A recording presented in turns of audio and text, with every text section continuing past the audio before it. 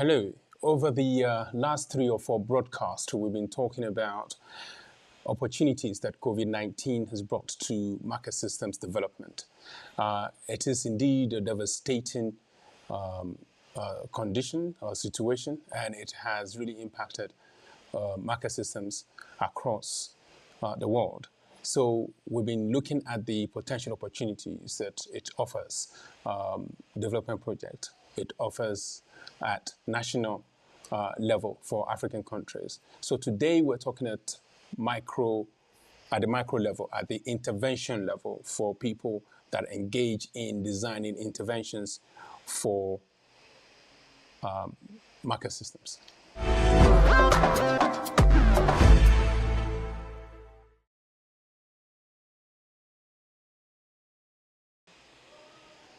Hello and welcome to Dev TV. At Dev TV, we profile ideas, innovations, and individuals doing amazing things in economic development.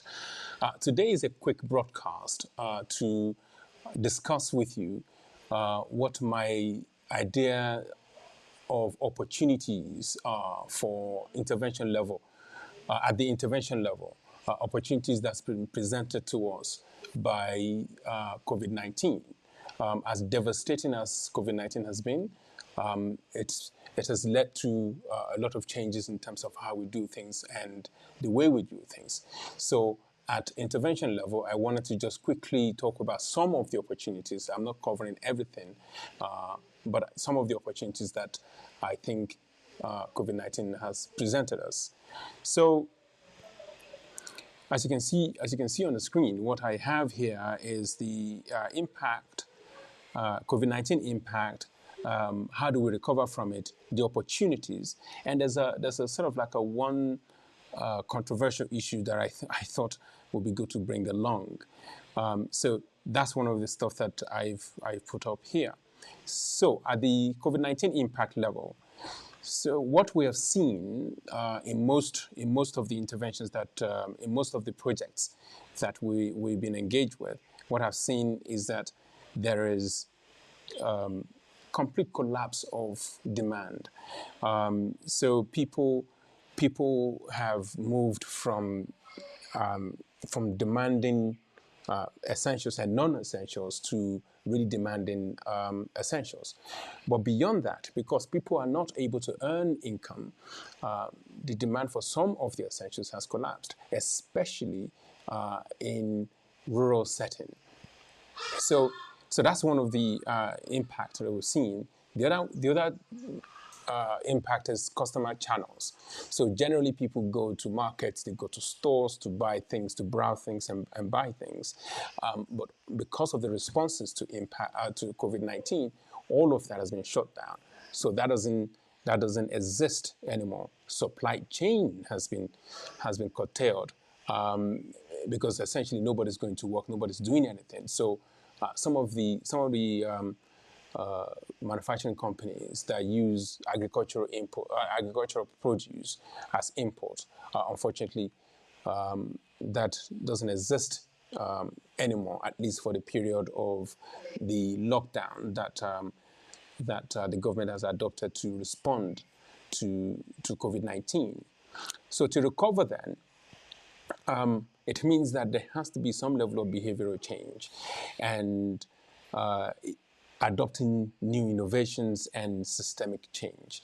Now, I would like to talk about this a bit more because in market systems, we believe that by changing the behavior of private sector actors, by changing the behavior of poor people, we can make growth, economic growth, a bit more inclusive. So that's essentially what we do in market systems. So therefore, the incentive, the method of addressing or at least encouraging growth is if these actors change their behavior to be a bit more inclusive. So if that's the way if these are the areas that, if this is the way we do things, then we co-create with a partner. So we do not come and instruct the private sector actor on exactly what it is that they should do with their business and how their business should change. But what we do is that we together use incentive and creativity to develop solutions for whatever the constraints are or the root causes for growth. So that's how we operate. This is the toolkit that we have, and we look at this at a system level. So although we work through partners, we do not focus on just that partner. We're focused on the group that the partner belongs to, that we have decided or we've defined as change makers. So if these people change and be a bit more inclusive, the growth in the economy or in the market systems will be a lot more inclusive. So that's essentially how we approach things.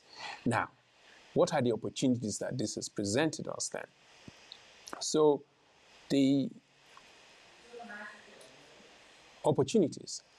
So COVID-19 is a shock, and it's such a devastating shock that across the world, across sectors, across economies, we're continuously searching for ways to do things better.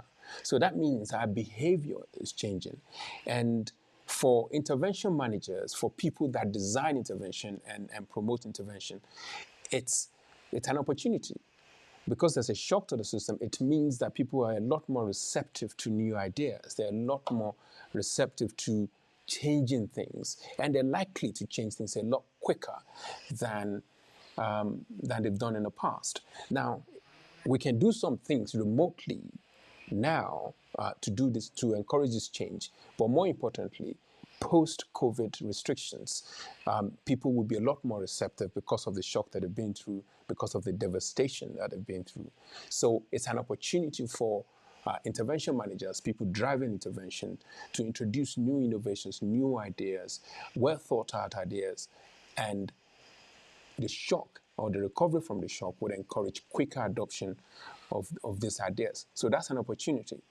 Another opportunity is business model change.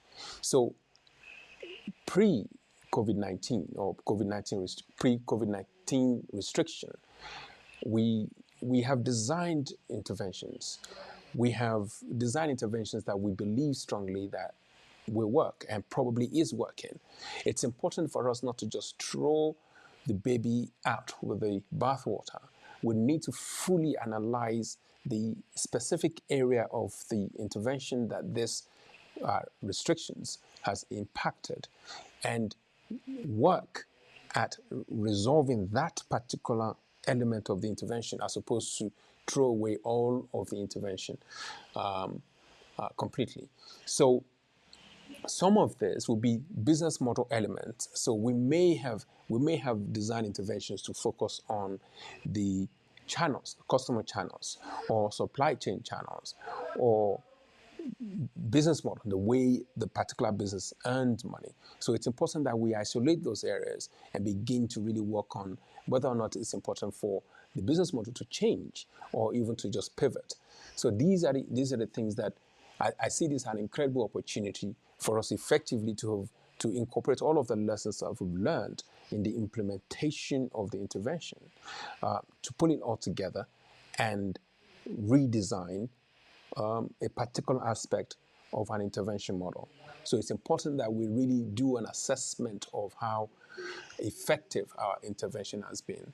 And so that's the second opportunity. The third opportunity is that now some of the supporting functions that we have in interventions, we may have to expand it.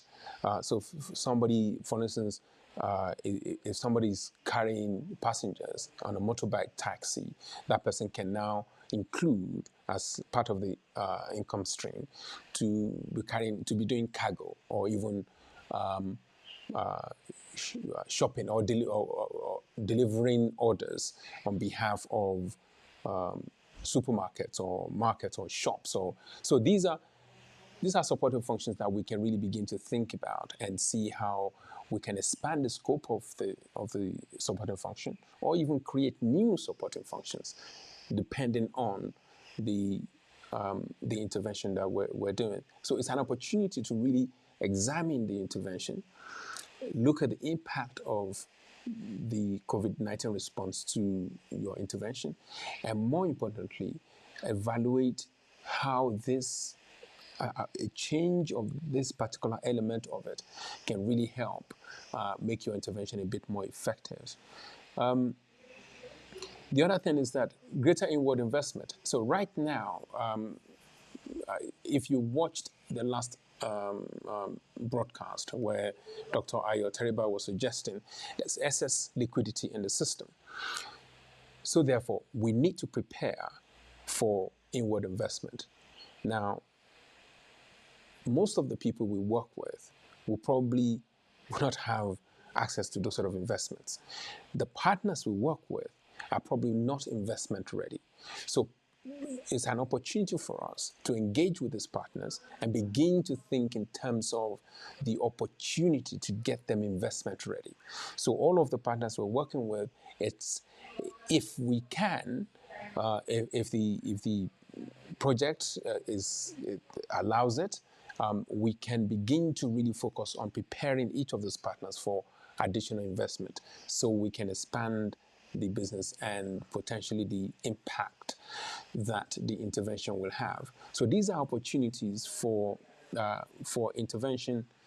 The opportunities I see there, I'm sure there's a whole lot more, and it'll be interesting to get your view on this. And if you are aware of additional opportunities, please write them down in the comments below. Now, because of the situation we're in, because it's particularly difficult for people, the question then is, do we as market system development professionals begin to include humanitarian direct delivery systems in our intervention design or project design? This is very counterintuitive. It's certainly not MSD compliant. Is there a way we can make it MSD compliant? Rob Hitchens mentioned the unknown unknowns. Is there a way of anticipating the unknown? Doesn't make that much sense. But known unknown, we in market system at least, we're very good at designing interventions to take care of those. But the unknown, is there sort of like a systemic way of addressing this? Rob Hitchens will probably be upset because he wrote a really long piece in one of the broadcasts as a reaction to one of the broadcasts where he explained some of these issues. But I really just want to explore these unknown unknowns a lot more. So please, if you have any view on this, please